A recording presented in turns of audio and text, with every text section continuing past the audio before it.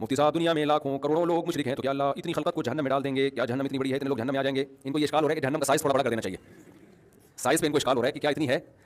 دیکھو جن لوگوں تک اسلام کی دعوت نہیں پہنچی، حق نہیں پہنچا، ان سے اسلام کے بارے میں سوال نہیں ہوگا۔ یہ تو قرآن میں بہت جگہ ہے کہ وما كنا معذبین حتى نبعث رسولا، ہم کسی قوم کو عذاب نہیں دیتے جب تک ہم پیغمبر نہ بھیج دیں، یا تو پیغمبر یا پیغمبر کے وارثین، یعنی اسلام کی دعوت جب تک یہ نہ عذاب نہیں دیتے۔ لیکن جو شرک ہے نا، شرک اس کے بارے میں اختلاف ہے کہ اگر کسی تک اسلام کی دعوت نہ پہنچی تو ٹھیک ہے، اسلام کے بارے میں پیغمبر کے بارے میں اس سے سوال نہیں ہوگا، جب دعوت ہی نہیں پہنچی تو یہ چیزیں عقل سے نہیں، عقل سے فیصلہ نہیں کر سکتا نا انسان۔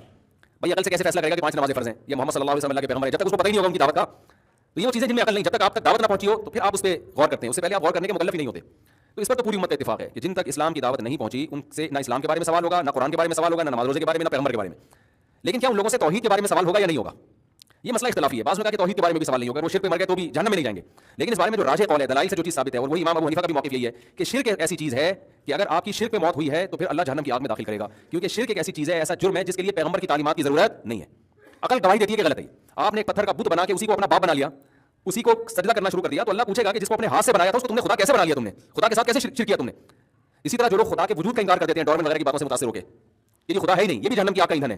اس لیے کہ یہ چیز عقل کسی صورت میں ایکسیپٹ نہیں کرتی کہ یہ کائنات خود بخود بن کے وجود میں آ گئی ہو، یا انسان خود بخود ایوالو ہو کے یہاں تک پہنچ گیا ہو، نر مادہ بن گیا ہو، پھر بچہ پیدا ہو رہا ہے، ماں کی چھاتیوں میں دودھ آ رہا ہے۔ یہ نہیں ہو سکتا آٹومیٹکلی، کوئی بنانے والا ہے۔ تو کوئی خدا کا انکار کرے گا یا خدا کے ساتھ مخلوق کو خدائی میں شریک کرے گا، اس کے بارے میں مدلل بات جو ہے وہ جہنم کا ایندھن بنے گا۔ اب رہا یہ مسئلہ کہ اتنی ساری مخلوق جہنم میں جائے گی، اس کا قرآن نے جواب دیا ہے، یوم یقول لجہنم هل امتلأت فتقول هل من مزید۔ اللہ کہیں گے میں نے جہنم اتنی بڑی بنائی ہے کہ اللہ جہنم سے کہے گا تو بھر گئی ہے، جہنم کہے گا اللہ میرا پیٹ ابھی بھرا نہیں ہے، اور مخلوق چاہیے۔ تو جہنم کی وسعت بہت بڑی ہے، اللہ ہمیں اللہ سے پناہ مانگنی چاہیے اس آگ سے، اور شکر ادا کرنا چاہیے اللہ نے ہمیں توحید پر پیدا کیا ہے۔ اور بدبخت ہیں وہ مسلمان جن کو اللہ نے پیدا توحید پر کیا اور مزاروں کے باباؤں کے پاس جا کے مانگتے ہیں اور یا رسول اللہ مدد، یا علی مدد، اس طرح کے شرکیہ نعرے لگا کے، اور نیت ان کی ہوتی ہے یہی بیٹھے بیٹھے نبی ہماری مدد کریں گے۔ تو افسوس ان پر ہوتا ہے کہ جن کو اللہ نے توحید کی نعمت سے نوازا تھا اور موت کس پر ہو رہی ہے؟ ان کی شرک پر ہو رہی ہے۔ تو وہ زیادہ قابل ترس لوگ ہیں۔ اس لیے بھائی اپنے عقیدے کو نا درست کرو، توحید کے معاملے میں اللہ بہت حساس ہے، اللہ کہتا ہے میں نہیں مشرک کو معاف کروں گا۔ اب رہا مسئلہ کہ کیا بیچارے یہ نہیں مشرک میں تو اتنے اچھے لوگ بھی ہیں، تو آپ کی نظر میں اچھے ہیں، اللہ کی نظر میں اچھے؟ ارے کیا ہو گیا میرے بھائی؟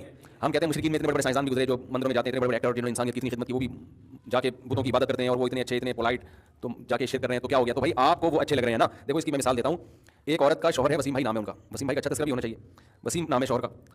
اب وہ بیوی ساری دنیا کی خدمت کر رہی ہے، تمیز سے پیش آتی ہے، غریبوں کو کھانا کھلا رہی ہے، لیکن جب بات آتی ہے نا اپنے شوہر کی تو کہتی ہے وسیم بھی میرا شوہر ہے، غفار بھی میرا شوہر ہے۔ تو محلے والوں کو تو کوئی تکلیف نہیں ہوگی، محلے والے کہیں گے براڈ مائنڈڈ قسم کی ہے، یہ تقیہ انوس نہیں ہے کہ ایک ہی میاں ہے، یہ بھی ہے تو وہ بھی ہے تو وہ بھی ہے تو وہ بھی ہے۔ محلے والے کہیں گے براڈ مائنڈڈ، بھائی سب ٹھیک ہے، جن کا ایک شوہر ہے وہ بھی ٹھیک ہے، جن کے 8 شوہر ہیں وہ بھی ٹھیک ہے، ہمیں تو دیکھنا انسانیت کی کتنی خدمت کر رہی ہے یہ۔ لیکن وسیم کی ایسی کی تیسی ہو جائے گی کہ نہیں ہو جائے گی؟ جو اس کا سچی مچی کا شوہر ہے وہ غیرت کا مسئلہ بنائے گا، بولے گا بیگم تو نے میرے علاوہ کسی اور کو شوہر بنایا کیوں؟ اس کو وہ اچھی نہیں لگے گی، وہ کہے گا ایک نمبر کی یہ بدماش عورت ہے، کیونکہ غیرت کو چیلنج، کس کی غیرت کو چیلنج کر رہی ہے؟ شوہر کی، شوہر کے ساتھ کسی اور کو شریک کر رہی ہے، شوہر یہ برداشت کر لیتا ہے؟ وہ کہے گا بھائی یہ کیا ہو گیا یار؟ تو میرے بھائی شوہر کا مقام کم ہے، خدا جو الہ ہے نا معبود، اس کا مقام زیادہ ہے۔ معبود کے ساتھ کسی کو شریک کر لیا، لوگوں کو اچھا لگے گا انسانیت کی خدمت کر رہا ہے اور یہ کتنا زبردست اسپیکر ہے، اور یہ خدا کہے گا میری غیرت برداشت نہیں کرتی، پیدا میں نے کیا، ماں کی چھاتیوں میں دودھ میں